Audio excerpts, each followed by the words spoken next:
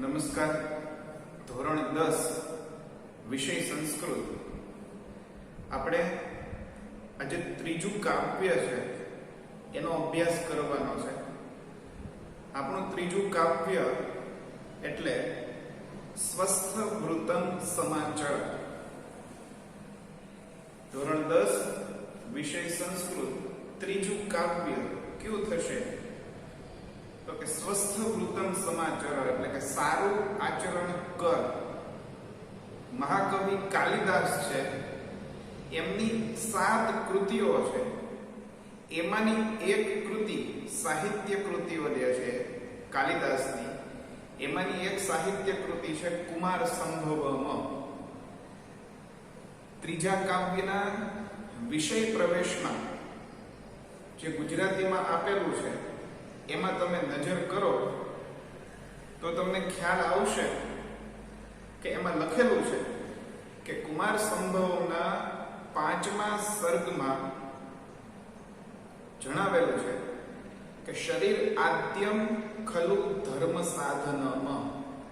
એટલે કે મનુષ્યને જો ધર્મની ઉપાસના, ધર્મની સાધના એ કરવી હોય તો સૌથી પહેલા એનું શરીર છે એ સ્વસ્થ હોવું જોઈએ, નિરોગી હોવું જોઈએ, અથવા તો ધર્મ ઉપાસના કરવા માટે એ સક્ષમ હોવું જોઈએ.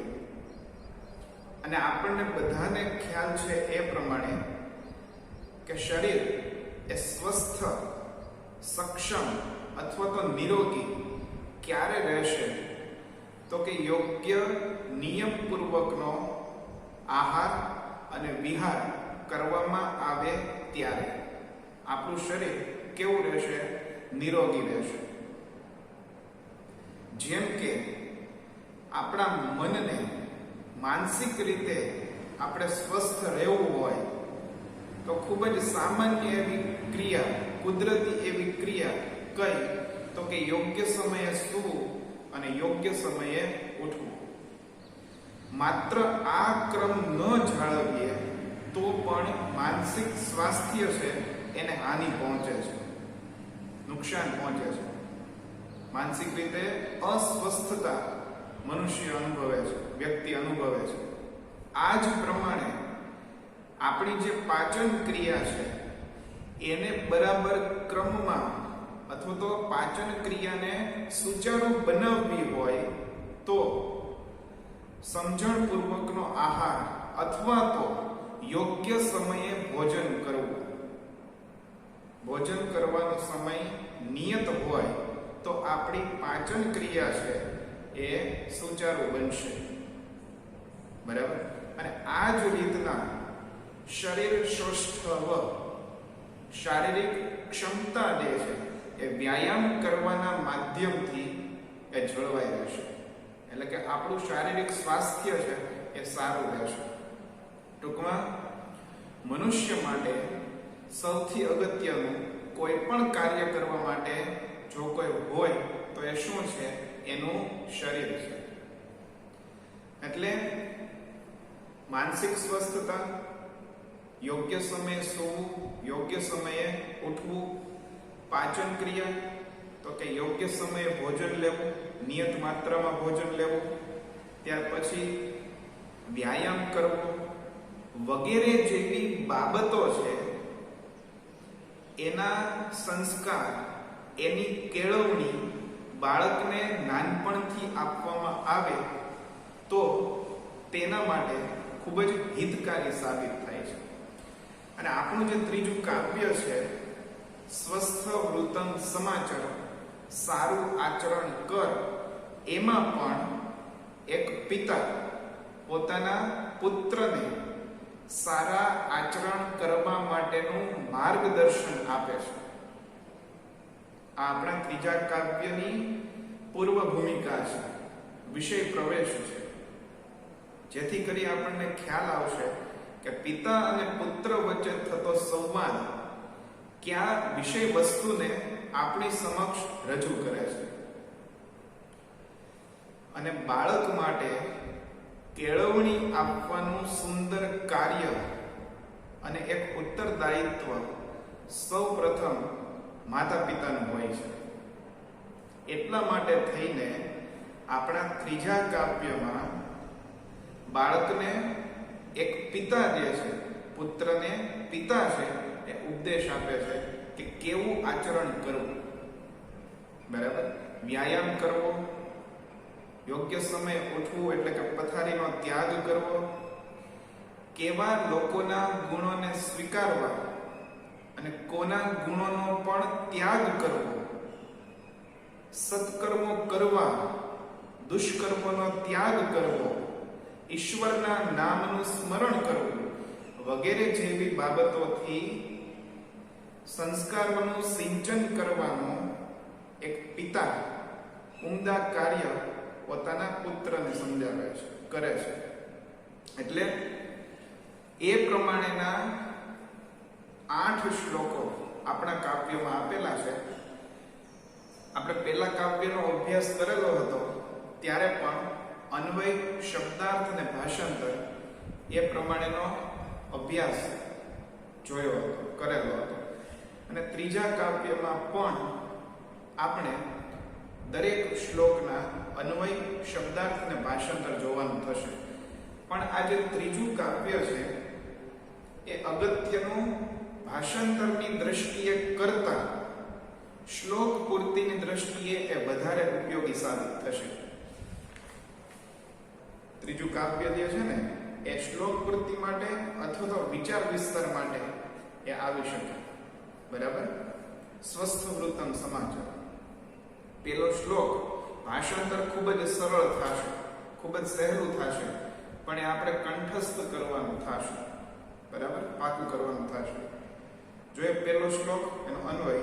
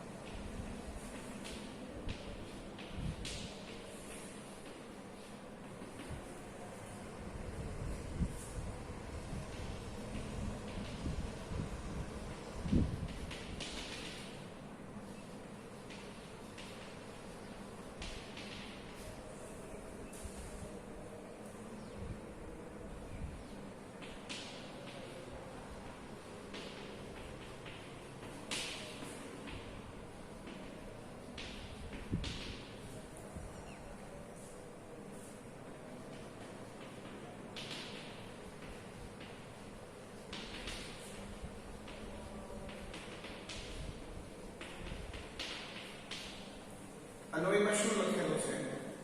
પાઠ્યપુસ્તક તમારી પાસે હશે તો એ સમજવામાં, ભાષાંતર સમજવામાં ખૂબ જ સરળતા રહેશે. જો અન્વયમાં વધારે શબ્દો નહીં ફરે. ત્રીજા કાવ્યમાં અન્વય ખૂબ જ સહેલા થશે, શબ્દાર્થ પણ ખૂબ જ સહેલા થશે અને ભાષાંતર પણ ખૂબ જ સરળ થશે. પણ આ શ્લોક પૂર્તિમાં પાકું કરવું. બરાબર? બાલ શય્યાત ઉત્તિષ્ઠ સ્વસ્થ વૃતમ સમાચર જગત વિધાતારમ સ્મર તત શુદ્ધમ જલમ પીબ. શબ્દાર્થ જોવો.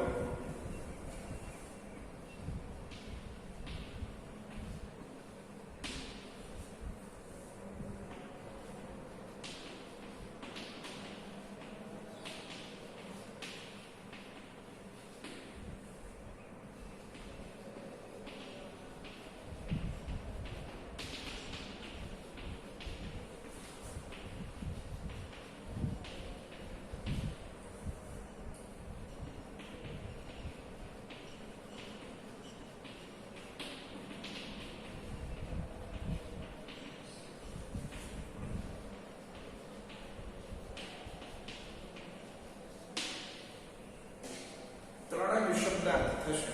ક્યાં ક્યાં? તો કે શય્યાત પથારીમાંથી, સ્વસ્થ વૃતમ સારું આચરણ અને જગત વિધાતારમાં સૃષ્ટિના સર્જનહારનું ભાષાંતર.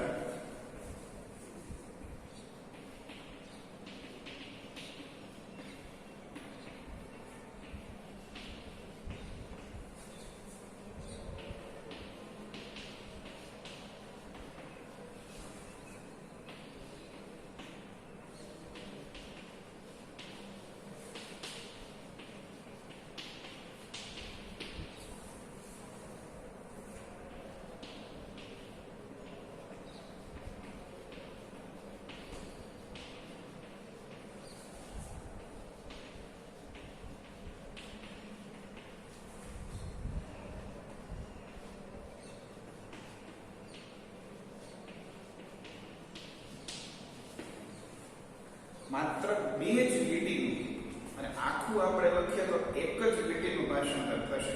ખૂબ જ સહેલું છે. જો હે બાળક એટલે કે હે બેટા એવું થશે. પિતા જે છે એ પોતાના પુત્રને સંસ્કારોનું સિંચન કરતા કેટલીક બાબતો જણાવે છે. બરાબર? એટલે અહીંયા આપણે સંબોધન ઉમેરેલું છે. પિતા પોતાના પુત્રને સંબોધન કરે છે, જણાવે છે હે બેટા, હે બાળક. બાલક એટલે કે હે બેટા. શય્યાત પથારીમાંથી, શય્યાત એટલે પથારીમાંથી. ઉત્તિષ્ઠ એટલે કે ઉઠ અથવા તો ઊભો થાય એટલે કે પથારીનો ત્યાગ કર, યોગ્ય સમયે ઉઠવું. એ પહેલો સંદેશ પ્રાપ્ત થાય છે, ઉપદેશ પ્રાપ્ત થાય છે. ઉત્તિષ્ઠ એટલે કે પથારીમાંથી ઊભો થાય. સ્વસ્થ વૃત્તમ સમાચર, સારું આચરણ કર. જગત વિધાતારમ, સૃષ્ટિના સર્જનહાર. સ્મર એટલે કે સ્મરણ કર. તતઃ એટલે કે પછી. શુદ્ધમ જલમ પીબ એટલે કે ચોખ્ખું પાણી પી. ખૂબ જ સહેલું ભાષાંતર થશે. જો બીજો શ્લોક.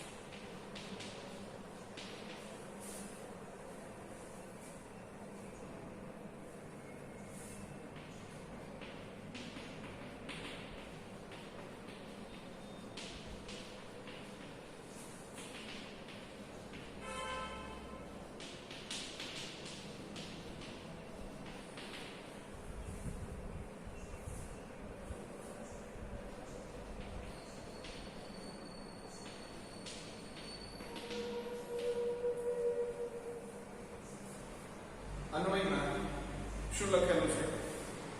શતમ પદાની નિષ્ક્રમ્ય શૌચાર્થમ સત્વરમ ગચ્છ કરો ફેનિલેન શુદ્ધો કૃત્વા વ્યાયામ આચર. શબ્દાર્થ જો.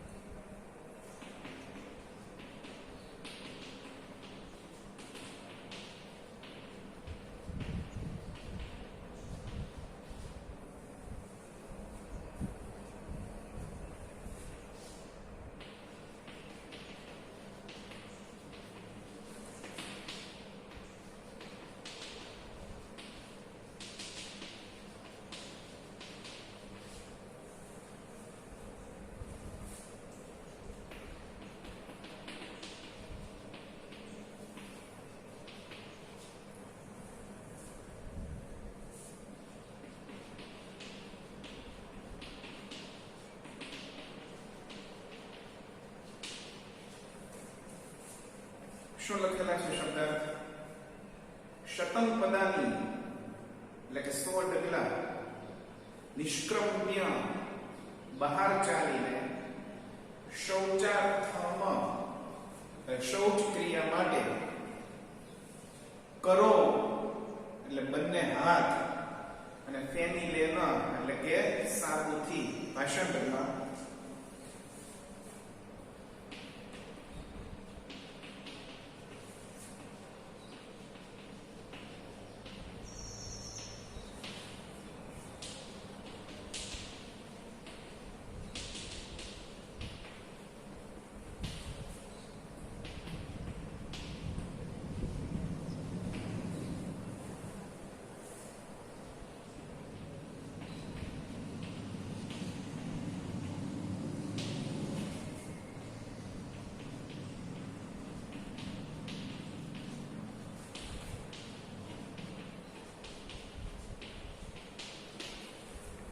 ખૂબ જ સહેલું ભાષાંતર જો શતમ પદાની એટલે કે 100 ડગલા નિષ્ક્રમ્ય બહાર ચાલીને શૌચાર્થમાં શૌચ ક્રિયા માટે સત્વરમ એટલે કે ઝડપથી અને ગચ્છ એટલે કે જા કરો બંને હાથ ફેની લેન સાબુથી શુદ્ધો કૃત્વા ચોખ્ખા કરીને વ્યાયામ આચર એટલે વ્યાયામ કર. ત્રીજો શ્લોક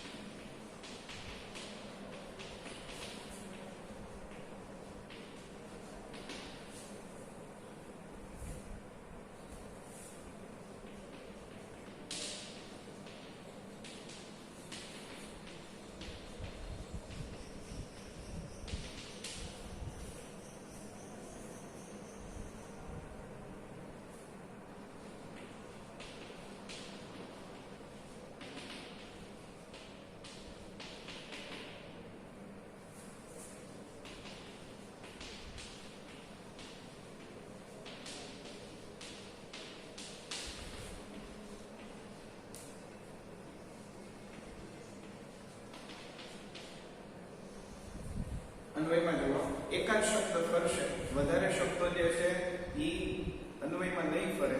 જો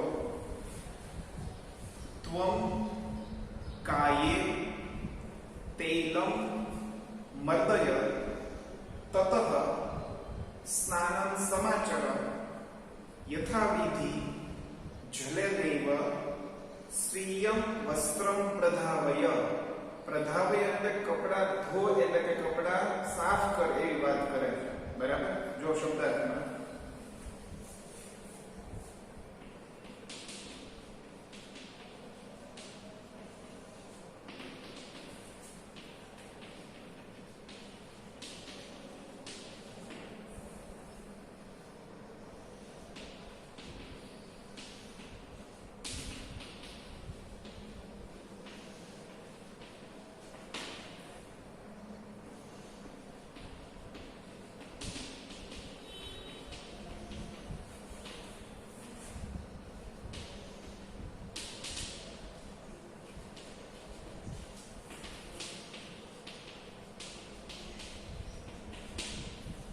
શબ્દાર્થ ક્યાં ક્યાં લખેલા છે? તૈલમ મર્દય તેલ ચોળાવો, યથાવિધિ વિધિપૂર્વક, સ્વીયમ એટલે કે પોતાના, વસ્ત્રમ પ્રધાવય એટલે કપડા ધો. ભાષાંતરમાં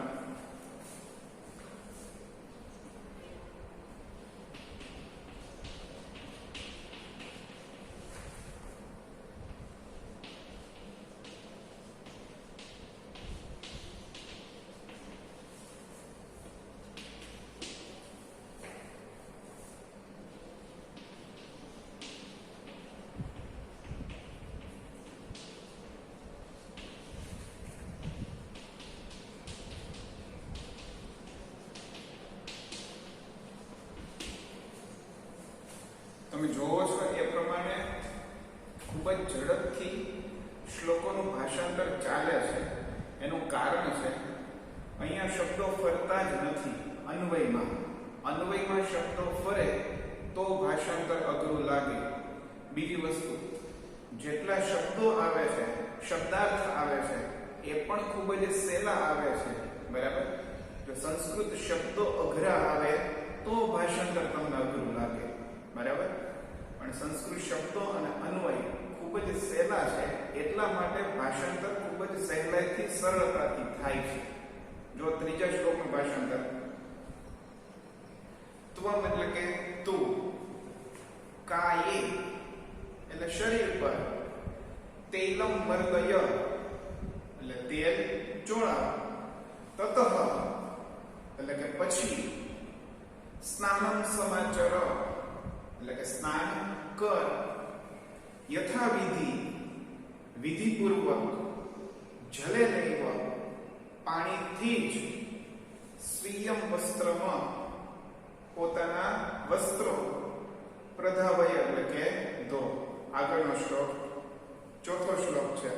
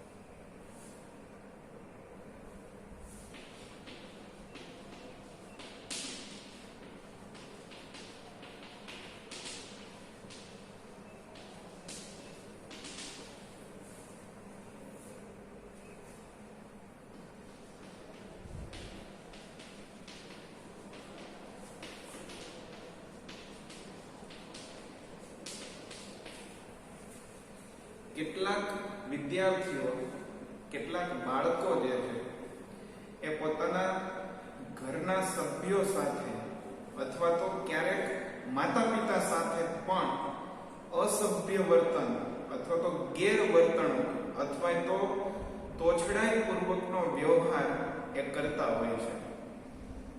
બાળપણથી જ માતા પિતા અને ઘરના સભ્યો છે એ બાળકોને એવા સંસ્કારનું સિંચન કરે કે પોતાનું સંતાન છે એ એમના વડીલોની સામે અથવા તો માતા પિતાની સામે તોછડાઈ પૂર્વકનું વર્તન ક્યારેય કરે નહીં. આ ચોથા શ્લોકમાં પણ 10મા ધોરણના સંસ્કૃતના ત્રીજા કાવ્યના ચોથા શ્લોકમાં પણ આ વાતનો ઉપદેશ આપેલો છે. બાળકોએ, વિદ્યાર્થીઓએ પોતાની સ્વ વિવેક બુદ્ધિથી પોતાના કરતા જે મોટા છે એટલે કે વડીલ છે, ઘરના કોઈ સભ્ય છે અથવા તો માતા પિતા છે કે સ્નેહીજનો છે, દરેક સાથે સભ્યતાપૂર્વકનું વર્તન કરવું એવો ઉપદેશ આ ચોથા શ્લોકમાંથી પ્રાપ્ત થાય છે. બરાબર? શબ્દાર્થ જોવો. અન્વયમાં શું લખેલું છે? પહેલા એક સંસ્કૃત શબ્દ જોવો. તથા પૂર્વાભિમુખ આસીન સંધ્યા વિધિ ગુરુ. ત્રિકાળ સંધ્યા હોય, 3 સમયે સંધ્યા કાળ જે થાય છે ત્યારે પૂજા વિધિ કરવી એટલે કે ઈશ્વરની ઉપાસના કરવી. આપણો ઉપદેશ બીજી લીટીમાં છે. શું? નિત્યમ પિતરો. પિતરો ને દ્વંદ્વ સમાસ છે. એક શેષ દ્વંદ્વ સમાસ થાય. પિતરો માતા અને પિતા. સમાસ ભણશું ત્યારે હું શીખવાડીશ. નિત્યમ પિતરો વંદસ્વ ચ પ્રાતરાશનમ અશાન. શબ્દાર્થ જુઓ.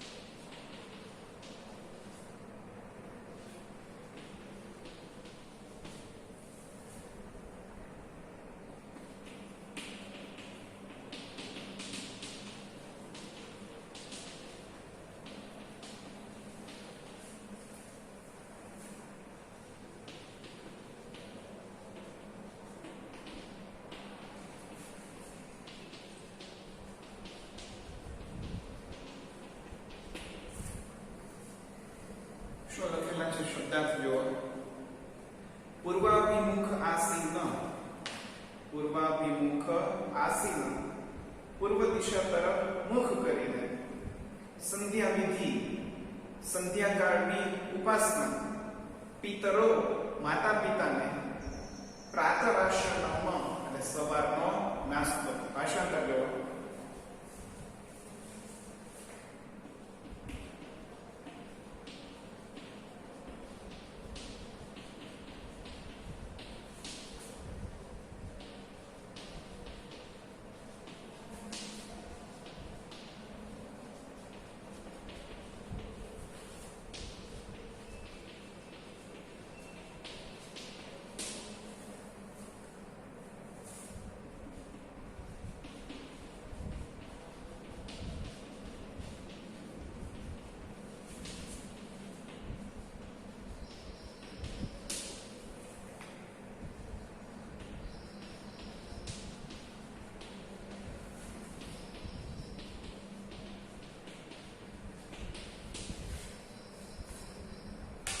શું લખેલું છે ભાષાંતર? તથા એટલે કે તેમજ એક શ્લોકને વાક્યને જોડવા માટે પૂર્વાપર સંદર્ભ લેવા માટે શબ્દ મૂકેલો છે.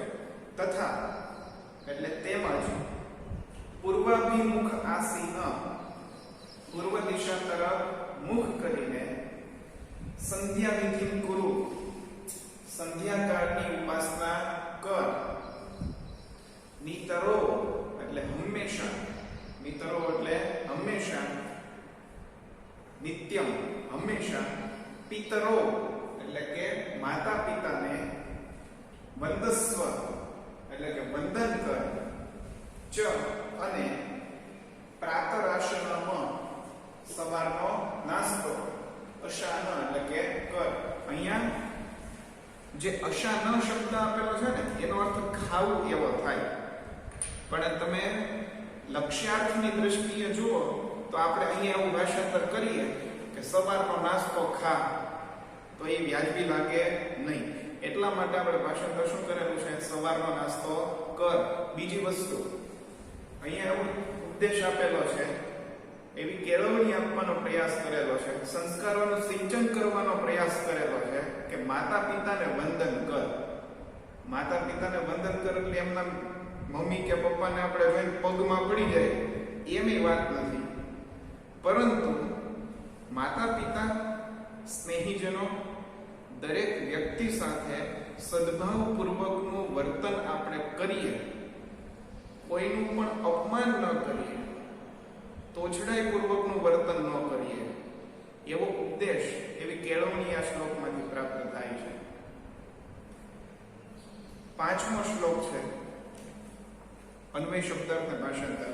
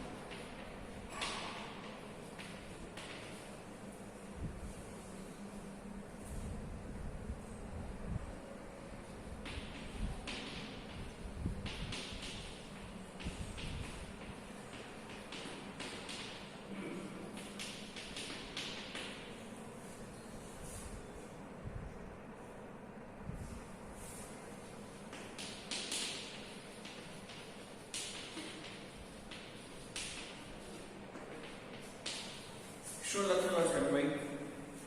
મિત્રેહ સમમ પાઠશાલા ગચ્છ તથા પાઠમ પઠ એવં પુત્ર હિતેરતઃ તાતઃ પુત્રમ સમાદિશત. શબ્દાર્થ જો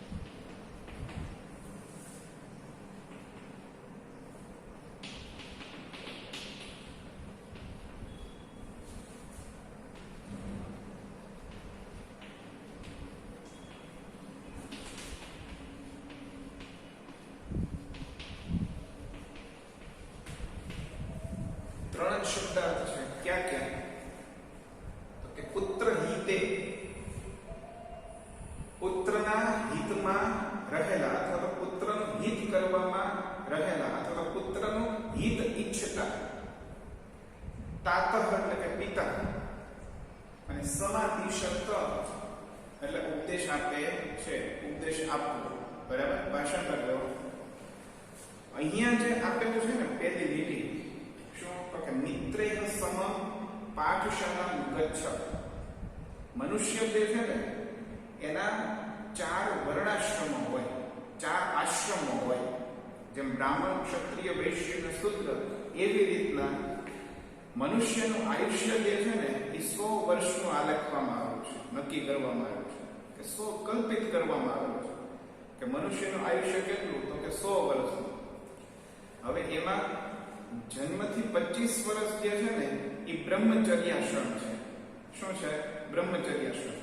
એટલે બ્રહ્મચર્યાશ્રમમાં વ્યક્તિએ તો બ્રહ્મચર્યનું પાલન કરવું અને વિદ્યા પ્રાપ્ત કરવી. એટલા માટે અહીંયા લખેલું છે મિત્રેહ સમમ પાઠશાલા ગચ્છ, એટલે કે મિત્રોની સાથે નિશાળે જા. બરાબર? પછી ગૃહસ્થાશ્રમ, વાનપ્રસ્થાશ્રમ અને છેલ્લો સંન્યાસાશ્રમ.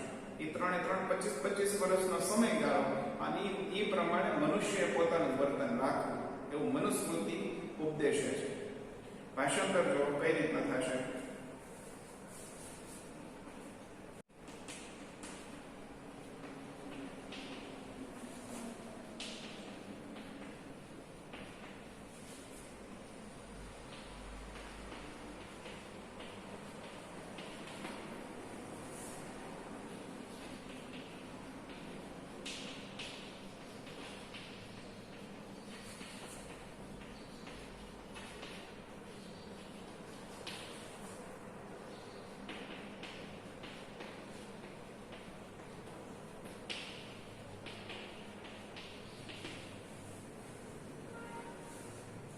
મિત્રેહ સમમ, મિત્રોની સાથે, પાઠશાલા ગચ્છ એટલે નિશાળ અથવા તો શાળાએ, ગચ્છ એટલે કે જા, તથા એટલે કે અને અથવા તો તેમજ, પણ અહીંયા શું થશે? અને પાઠમ પઠ એટલે પાઠ ભણ, એવમ એટલે કે આમ, પુત્ર હિતે રતઃ પુત્રના હિતમાં રહેલા, તાતઃ એટલે કે પિતા, પુત્રમાં એટલે કે પુત્રને, સમાદિશત એટલે ઉપદેશ આપે છે અથવા ઉપદેશ આપ્યો.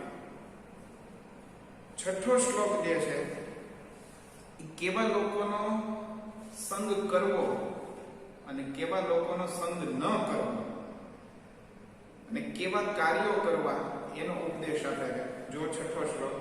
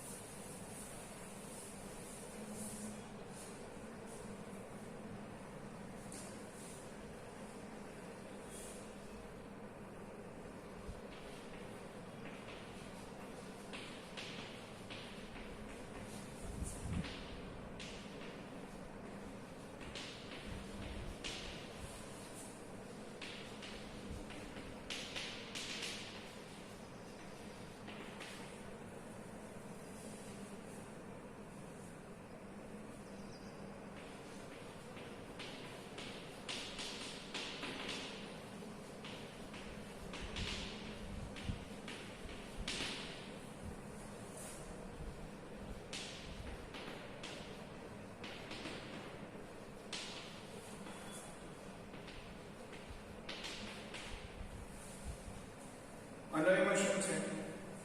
દુર્જન સંસર્ગ ત્યજ, સાધુ સમાગમ ભજ, અહોરાત્રમ પુણ્યમ ગુરુ, સદા હરેહે નામ સ્મર.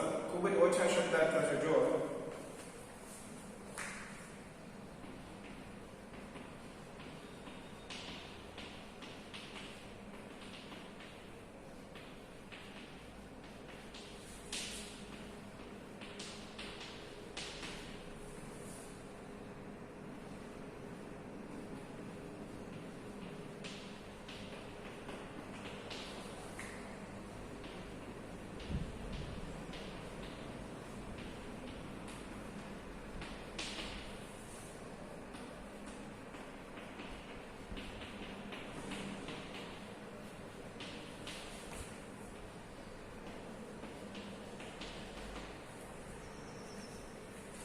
શબ્દાર્થમાં દુર્જન સંસર્ગ એટલે દુર્જનોના સંગનો ખૂબ જ સ્વાભાવિક છે. જેવા લોકો સાથે આપણે રહેતા હોઈએ એવી એમની ટેવ અથવા તો કુટેવ એ આપણને ક્યારેક ને ક્યારેક અસર કરે છે. બરાબર. સજ્જનોના સંગથી એમનામાં રહેલી જે સારી ટેવો છે એનો થોડો ઘણો પ્રભાવ આપણા પર પડશે, અને જે દુષ્ટ લોકો એટલે કે દુર્જનો છે એમનો સંગ કરવાથી એમની જે કેટલી ખરાબ આદતો કે ટેવો છે એનો પ્રભાવ આપણા પર પડ્યા વગર રહેશે નહીં. એટલા માટે પિતા જે છે એ પુત્રને સમજાવે છે કેવા લોકોની સાથે રહેવું અને કેવા લોકોથી અંતર રાખવાનો એટલે કે દૂર રહેવાનો પ્રયાસ કરવો. શબ્દાર્થ જો દુર્જન સંસર્ગ દુર્જનોના સંગનો, સાધુ સમાગમ એટલે સજ્જનોની સોબત, અને અહોરાત્રમ એટલે દિવસ અને રાત. ભાષાંતર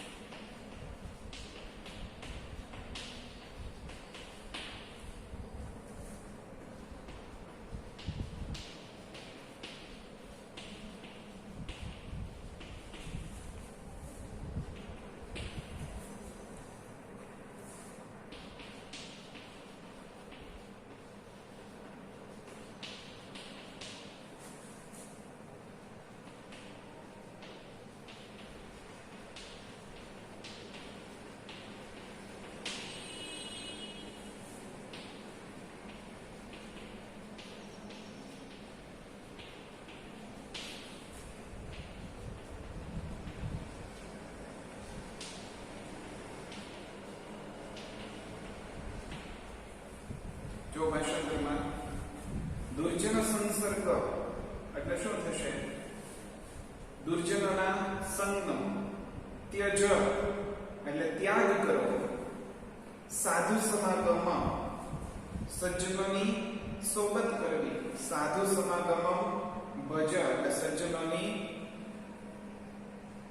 સોબત કરવી, અહોરાત્રમ દિવસ અને રાત, પુણ્યમ કુરુ એટલે પુણ્યના કાર્યો કરવા, સદા હંમેશા, હરેહ નામ એટલે કે ઈશ્વરના નામનું, સ્મર એટલે કે સ્મરણ કરવું. બરાબર. છઠ્ઠો શ્લોક એ પ્રમાણે થશે. સાતમા શ્લોકમાં ખૂબ જ સરસ મજાનો એક સંદેશ પણ છે, જોઈએ.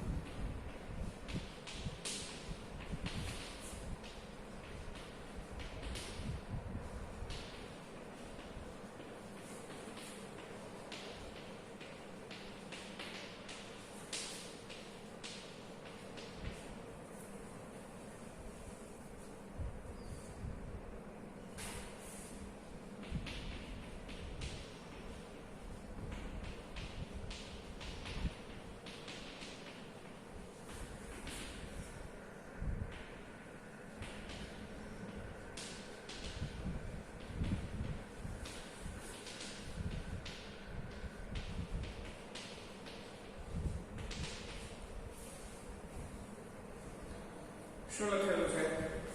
પ્રવિચાર્ય ઉત્તરમ દેયમ ક્વચિત ક્વચિત સહસા ન વદે શત્રોરપી ગુણા ગ્રાહ્ય દોષાસ્ત્યાજ્ય ગુરો અપી.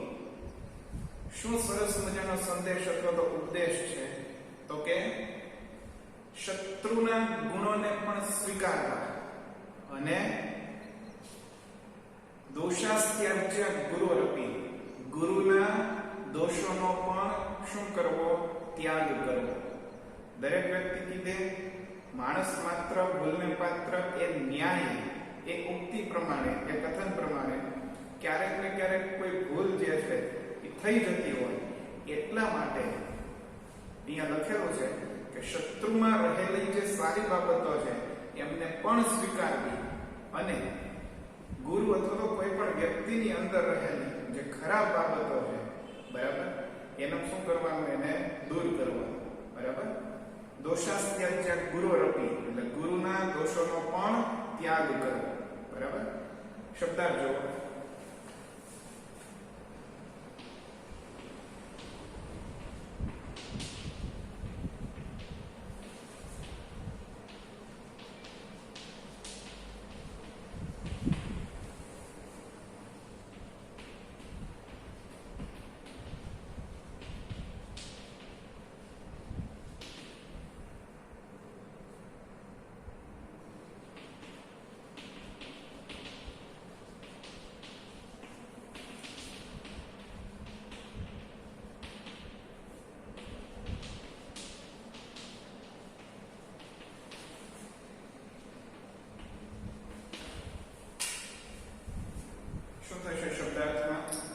પ્રવિચાર્ય બરાબર વિચાર કરીને સહસા એકાએક દોષાસ્ત્યાજ્ય એટલે દોષોનો પણ ત્યાગ કરો ભાષાંતરમાં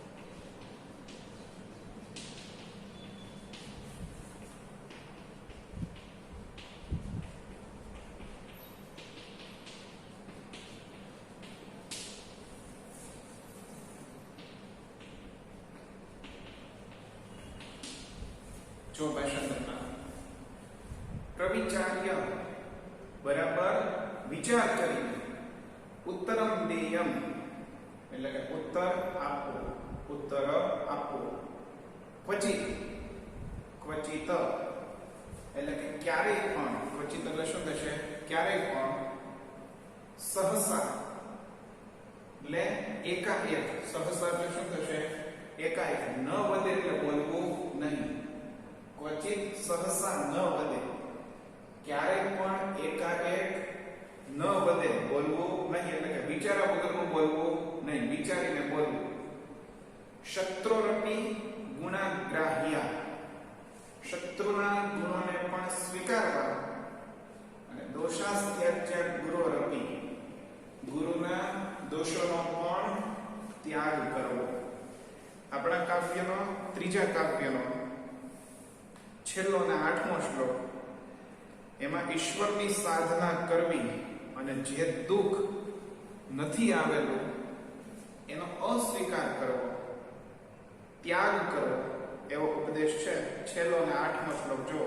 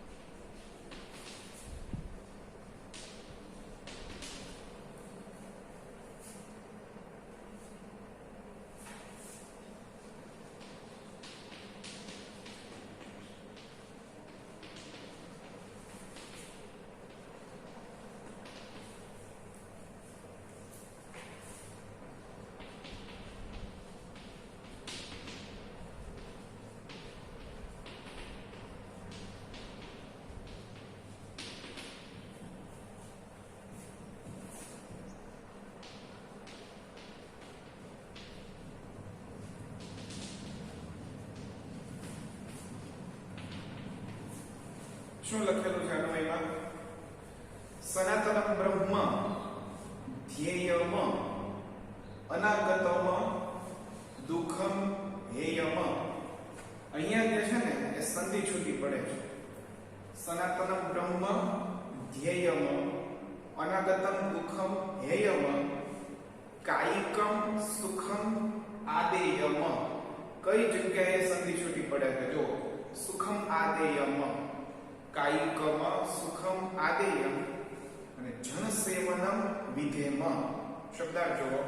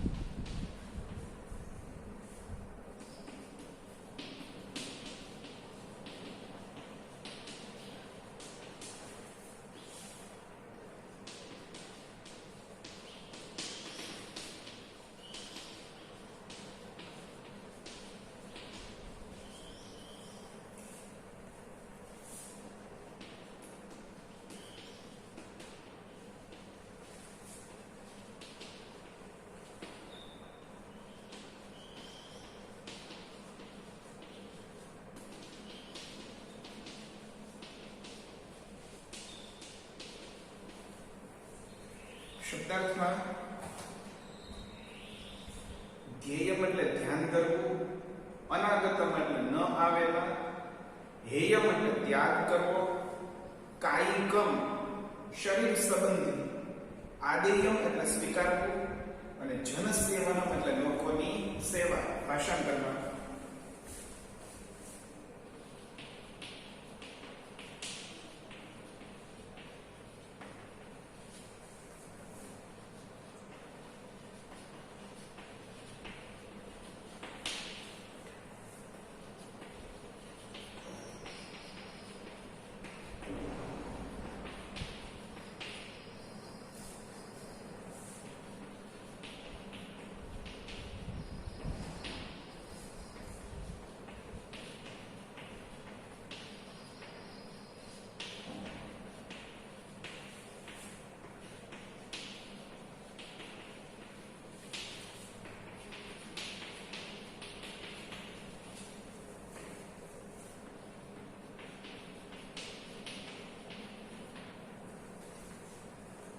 શું થશે? ભાષાંતર જો સનાતન બ્રહ્મ એટલે સનાતન પરબ્રહ્મનું અથવા તો શાશ્વત પરબ્રહ્મનું ધ્યેયમ એટલે કે ધ્યાન ધરવું, અનાગતમ દુઃખમાં ન આવેલા દુઃખનો હેયમ એટલે ત્યાગ કરવો, કાયિકમ એટલે શરીર સંબંધી, સુખમ એટલે કે સુખને, આદેયમ એટલે સ્વીકારવું અને જન સેવનમ એટલે કે લોકોની સેવા, જન સેવનમ લોકોની સેવા અને વિધેમ, વિધેમ એટલે શું થશે?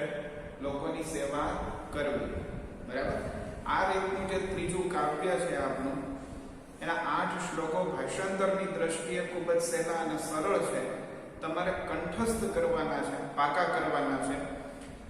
હવે આ જે 8 શ્લોકો છે ને એ અનુષ્ટુપ છંદમાં આપેલા છે.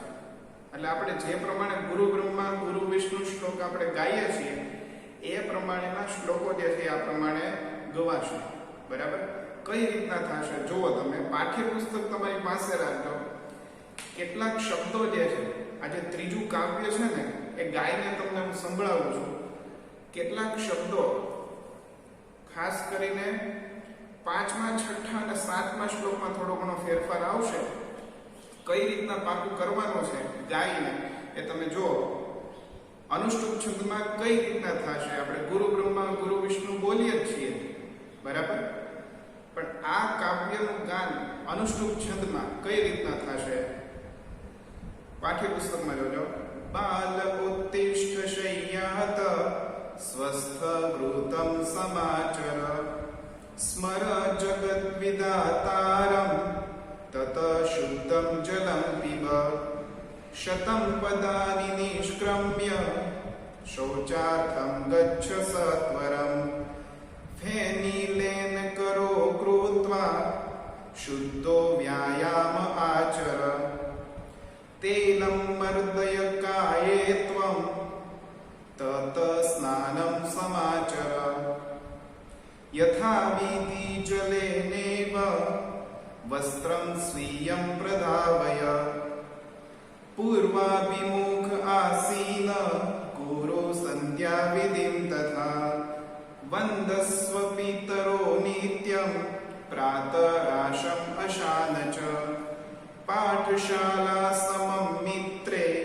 ગચ્છ પાઠમ તથા પઠ એવં સમાદિશ પુત્ર તાત પુત્ર હિતે રત ત્યજ દુર્જન સંસર્ગ ભજ સાધુ સમાગમમ કુરુ પુણ્યમ મહોરાત્રમ સ્મર નામ હરે સદા પ્રવિચાર્ય ઉત્તરમ દેયમ સહસા ન વદે ક્વચિત શત્રોરપી ગુણાગ્રાહ્યા દોષાસ્ત્યાજ્યા ગુરોરપી ધ્યેયં સનાતનમ બ્રહ્મ હેયં દુઃખમ મનાગતમ કાયિકં સુખમ માદેયં વિધેયં જનસેવનમ. આ પ્રમાણે એના સંસ્કૃત શબ્દો જે છે સંધિ છૂટી પાડીને એ ગાઈ શકાય અને એ પ્રમાણે એ યાદ રાખવાનો તમારે પ્રયાસ કરવાનો છે. ત્રીજું કાવ્ય, એના 8 શ્લોક સંસ્કૃત પાઠ અને કાવ્યની પાકી નોટબુકમાં સ્વાધ્યાય સહિત સારા અક્ષરે લખવા અને પાકા કરવા. અને છતાં પણ કાંઈ પણ પ્રશ્ન હોય તો વ્યક્તિગત રીતે મારો સંપર્ક કરો. નેક્સ્ટ વિડીયો લેક્ચરમાં મળશું. ધન્યવાદ.